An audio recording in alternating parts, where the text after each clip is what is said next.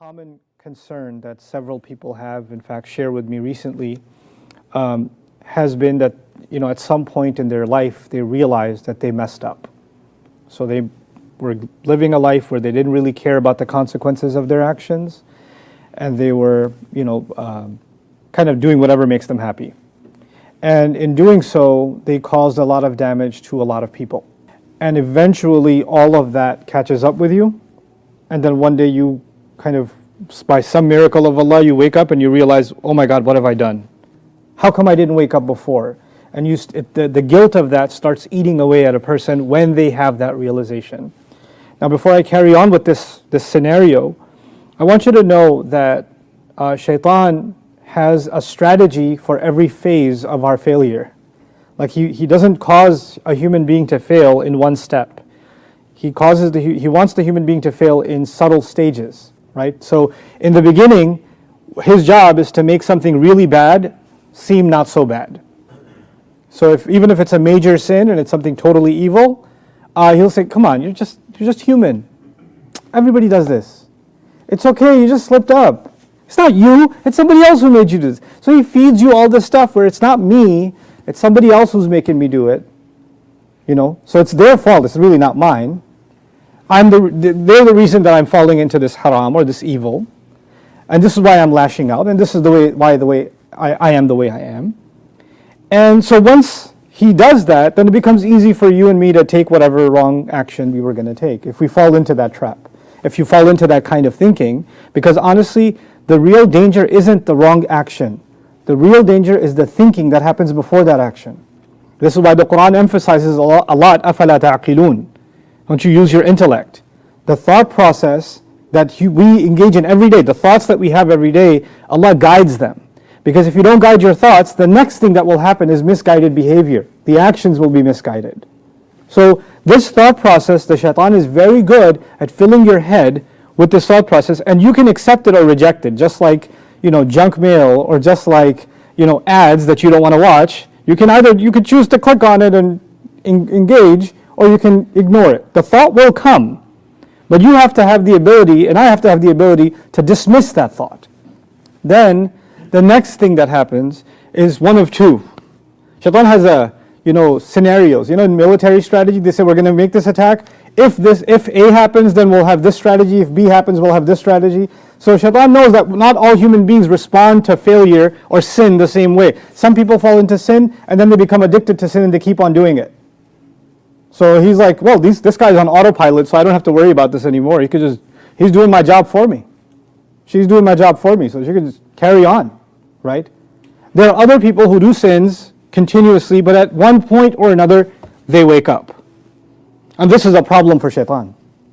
This is a real problem for him. Why? Because this person was paving their way towards failure so they can meet Allah Azza wa Jal in loss, and now all of a sudden they've woken up and they feel bad about what they did. This is not a good thing. This is the first sign that this person wants to return back to Allah. So what does he do with this person? What is shaitan going to do with this man or woman who decided to wake up, or who Allah put something in their heart and they woke up and they feel horrible? Well, shaitan has a plan B and C. And his plan B is to now instill you with hopelessness. Now he can tell you, hey, you messed up so much. You're such a terrible human being. Look at all the people you hurt. Look at all these years you've been doing these sins. There's no worse person than you. Why would Allah listen to you? Why would He ever guide you? In fact, you're already in hell. You deserve hell already. And you deserve to be in this mental torture so long as you're alive. I don't even know why you're still alive. These are the thoughts that fill in your head. Regret over your sin, which is actually, spiritually speaking, a healthy thing. Iblis can turn that into an unhealthy thing. He can turn that into an overwhelming sense of, Allah will never forgive me. And then you have this attitude. If you talk to somebody, you say, I feel like Allah will never forgive me. No, why wouldn't Allah forgive you? Oh, you don't know what I've done. Oh, it's so bad. It's so bad. If you knew, you would know that. Even you would tell me you're going to hell. So this thought process is the next success of shaitan. Why? Because shaitan is the master of hopelessness. So before your sin, he wants to make you think it's no big deal. After your sin is done, he wants to convince you it's too big of a deal, Allah will never forgive you. So now if a person has fallen into that trap, what does the Quran do to remedy this? The Quran has lots of remedies for it. But what I want to share with you today is, as a reminder, the stories that Allah tells us in the Quran, you all know they're not just stories, right? These are case studies. It's the same Rabb that was the Rabb of Adam alayhi salam, that's my Rabb. The story of Habil and Qabil, or if it's the story of Ashabul Kahf, or if it's the story of the two gardeners, or if it's the story of Musa alayhi salam or Isa alayhi salam, how Allah is dealing with people is He telling us this is how He operates. When people do this, this is what Allah does. And this is how these people interact with Allah. Because you and I don't have the right to make assumptions about Allah. We cannot make assumptions about Allah. So let me just backtrack for a second. When a person says, I know Allah won't forgive me. I just know it. Allah won't forgive me. They've said something about Allah as if they know, right? And where did they get the confirmation for a fact that Allah won't forgive them? Oh, I just have a feeling. It's in my heart, I just know it. Really? You get revelation now? You get wahi that Allah won't forgive you? You and I don't get to speak on behalf of Allah and override how He speaks about Himself. Does He have something to say about this that overrides what you and I are thinking? So let's first take the scenario of sinful people. One of the most sinful people mentioned in the Quran, if not the most sinful person, would be Fir'aun. I mean, if there's any crime that you can think of committing against Allah and against humanity, Fir'aun is your role model for evil, right? And Fir'aun, you would think, so many sins and so many murders and so much arrogance, later he should be at a point of no return. There's no way this person can be redeemed. There's no way this person should have a chance at forgiveness. This person should just be destroyed. That's all there should be. But when Allah sent Musa alayhi salam to Fir'aun, He didn't send Musa alayhi salam to Fir'aun to destroy Fir'aun, to punish Fir'aun. In fact, Allah sent him to Fir'aun to remind Fir'aun. And then He said there's potential he could actually maybe even be affected by this reminder, and he might even become a God-fearing person. لَعَلَّهُ يَذَّكَّرْ أَوْ أَنْ يَخْشَى. Now that's pretty wild. Because a person who's literally killed babies, who's enslaved entire nations, who's declared himself a god, who meets every check for, highway to hell. If you check marks every category. This guy's the number one candidate for the kind of person who should be in hell. And Allah tells Musa alayhi salam, after all of those crimes and years of them, Allah tells Musa alayhi salam about this old man. By the way, Fir'aun is an old man. So it's not like, oh, he's young, he can change. No, he's lived a whole life of doing this stuff. And you know what we say about old people? They're set in their ways. It's too late for them. They are how they are. How can they ever change? And Allah tells Musa alayhi salam, even there's a possibility he can benefit from the reminder, and he might become somebody fearful. Even though we know how the story turns out, these words are important, aren't they? Allah is telling us something not just about Fir'aun, but about human beings. You could have done and the kinds of sins, the kinds of bad, that it shakes you to even talk about it. Like you're so embarrassed by it, you can't even talk to another person about it. That's how bad it is what you did. That's how embarrassing it is. That's how humiliated you are, even inside yourself. Shaitan's got you so good, you even have a hard time telling Allah, opening up to Allah about it. And even if you do, the moment you open up to Allah, you're like, I really did this? How can I even be talking to Allah? Why? I sound so stupid. Allah is not going to forgive me. Just look at what I've done. Look at what kind of person I am. And Allah Azza wa Jal does not allow a human being to give up hope on themselves. He doesn't do that. He didn't even give that seal onto Fir'aun. He didn't do that. Then when people have a predisposition, they say, no, Allah won't forgive me. Then they open up the Quran and they only look for confirmation of their own wrong assumption. So they say, oh, Allah says about some people, their hearts are sealed. See? That must be me. He's talking about me because it says في قلوبهم مرض or فطبع على قلوبهم ختم الله على قلوبهم. Allah put a seal on their heart. Allah sealed their heart. There's a lock on their heart. That's talking about me. See, my heart is locked. The amazing thing about the people whose hearts are locked in the Quran over and over, you know what Allah says? فَهُمْ لَا يَعْلَمُونَ فَهُمْ لَا يَفْقَهُونَ فَهُمْ لَا يَشْعُرُونَ. They don't even know. They don't even know their hearts are locked. They don't even know their hearts are sealed. So when you come to me and tell me, I know my heart is sealed, then you can't be from this category, because the people whose hearts are locked have no idea that their hearts are locked. That's what Allah says. So this self-deprecation, attacking yourself, hating yourself, putting yourself in this hellish category, this is all Allah didn't do this to you, you did this to yourself. And Allah's words, if you want to misuse them, you can justify that. But if you're honest with yourself and the word of Allah, then Allah did not seal your heart. The fact that you even feel bad is an indication that your heart isn't sealed. The fact that you even have remorse means your heart is still alive. Then there's the matter of, why would Allah forgive me though?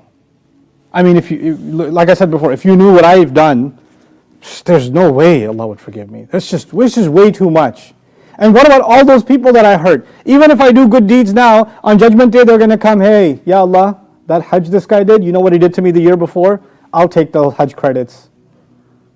And the other 30 Ramadans he had after that, I'll take all those fastings, because this guy robbed my business, he humiliated me, he ruined my reputation, he destroyed my family, he did this, she did this. I'll take all her good deeds, thank you very much. So this person's like, what's even the point of me doing any good deeds now? Because they're going to take it all anyway. Like, I'm stuck, there's no point. These are the kinds of thoughts shaitan wants to plant in your head, he wants to close your path to even doing any good deeds. He wants to close that road. I want you to understand something. One of the worst things, if not the worst thing you can do to somebody, is kill them. And in the same story, Musa alayhi salam killed a person. فَوَكَزَهُ مُوسَى فَقَضَى عَلَيْهِ. He killed a person. I mean, if you're talking about violating another human being's rights, the ultimate right we have is the right to live. And he violates that right, alayhi salam. And when he does it, then even though there's lots of things to learn from that incident, just one thing. He wasn't even a prophet yet. The incident of Tur has not happened yet. He hasn't gone up to the mountain and have a word with Allah. None of that has happened yet. He's just a believer right now. He's a mu'min. But he's not a Rasul yet. And when he does this, he says, Rabbi inni zalamtu nafsi faghfirli. My master, I have done wrong to myself. Before I get to the next part, I have done wrong to who? Myself. This is different from inni zalim. I'm a wrongdoer. I've done wrong to myself. This is a very important distinction. Because if you say inni zalim, you have identified yourself as a wrongdoer. This is who I am. This is my identity. I am a wrongdoer. But when I say I have done wrong to myself, you have identified an action. The action is bad. And that action's first victim, the victim was someone else, the guy who died. So you would think, Musa alayhi salam would say, Rabbi inni zalamtu ahadan. I wronged somebody else. That's my victim who's lying there dead. He says, Rabbi inni zalamtu nafsi. I've done wrong to myself. I've done wrong to myself. I've hurt myself with this sin. I'm also a victim of this sin in addition to the person I hurt. But he's concerned about that wrong that he's done to himself, and he turns to Allah and he says, Faghfirli, forgive me. Now, by the way, Musa alayhi salam might not ever be able to get the forgiveness from that victim. That victim who got killed, right? He doesn't have a chance to say, I forgive you or I don't forgive you. So, if we had that kind of anxiety, we'd say on Judgment Day, that victim's going to come after me, he's going to be like, yo, you killed me. I'm going to take all your deeds. Now you're going to hell. You can't be forgiven. You killed me. Hand me everything. What did Allah say when Musa alayhi salam said, forgive me? He said, فَغَفَرَ لَهُ.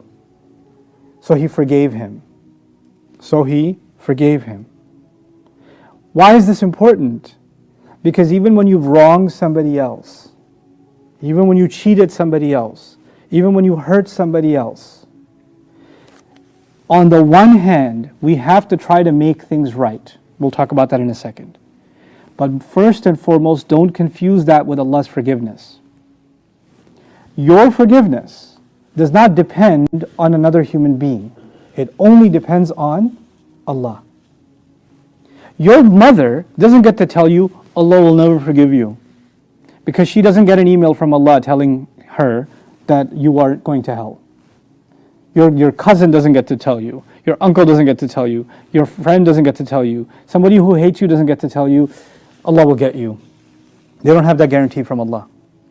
And they don't also have the license to say, until I forgive you, I know Allah won't forgive you. That's not how Allah's forgiveness works. It's not dependent on another human being. We have to be very clear about this. I owe apologies to people I've done wrong. And if I'm not in a position to apologize, maybe I owe something else. Let me tell you about owing apology from it. I want to make this concept clear. Asking Allah's forgiveness, well, if you're sincere in asking Allah's forgiveness for the wrong you've done, even the wrong you've done to others, it does not depend on how they feel about you. They could still hate your guts, but Allah can still forgive you. Those are two separate things. But now let's talk about the people you hurt. Because the people you hurt might say, hey, why did Allah forgive him? That's not fair. They get to do all that and they get maghfirah. I don't like this deal. They should at least pay something. We believe in Allah's absolute justice. We believe in Allah's rahmah. I trust Allah's judgment more than I trust my own judgment. When you watch an episode of Judge Judy or something and you see the verdict, you're like, she was a little biased. We don't think like that about Allah.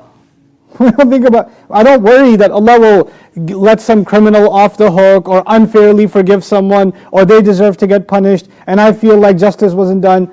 I have this tawakkul in Allah's wisdom. I have this reliance on Allah's wisdom, His justice, His all-knowledge. He knows things I can't possibly know. He understands things I can't possibly understand. And so when He makes that decision, I have to step back. I don't know. I can't say about anybody else. But now finally, so let's get to that before I wrap up today's khutbah. And that is, what about the people that you did wrong? What about them? I'm reminded of the case of Al-Wahshi. Al-Wahshi, for those of you who don't know, in the battle of Uhud, he threw the spear that killed the beloved uncle of Rasulullah. Right? So he was paid to do so, and he was successful. And not only was he able to kill him, then the body of the Prophet's uncle was mutilated in this after the battle. Right? So but the cause of all of that is Al-Wahshi. Years pass by, Islam is victorious, Makkah has been conquered, and Al-Wahshi actually accepts Islam. He accepts Islam. And when he accepts Islam, we know that all your previous sins are forgiven.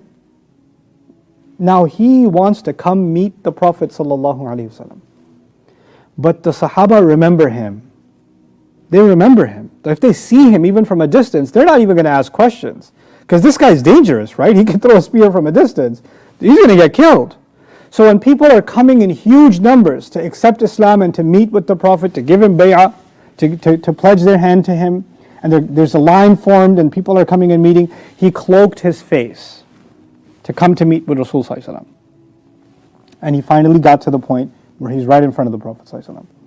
He removes his cloak, the Prophet recognizes him. Rasulullah recognizes him. And when he recognizes that face, what memories are coming back to the Prophet? What happened with his uncle?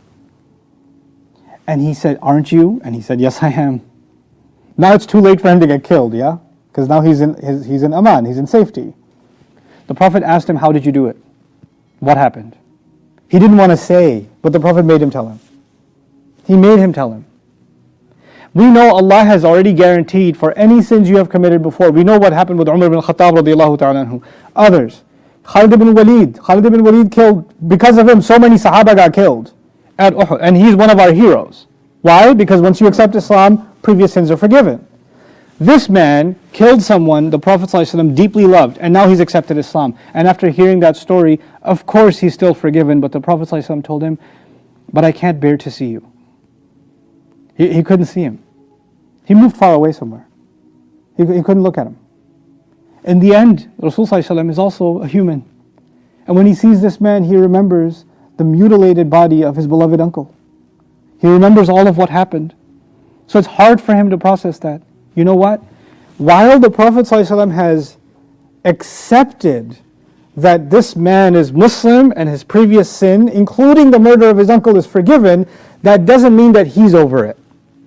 That doesn't mean that it still doesn't cause him pain. But you see how in our religion those two things are separate? Somebody might still be hurt by what you did, but that doesn't mean that Allah hasn't forgiven you. Allah has forgiven you. Even if the one you hurt was Rasulullah sallallahu alayhi wasallam. Can you imagine? Even if that was the case. So we have to clean up our thoughts about how forgiveness works. We also have to realize from a story like this one that if you really hurt somebody badly, you said a lot of bad things about them. You spread rumors about them. You humiliated them. You cheated them. You did all kinds of bad things to them. And their life became very difficult because of you, if that happened. And years later, you feel bad, right? And you don't want them coming after you on Judgment Day. So you decide to pick up the phone or call or show up at their house and ring the bell. Please don't ring that bell.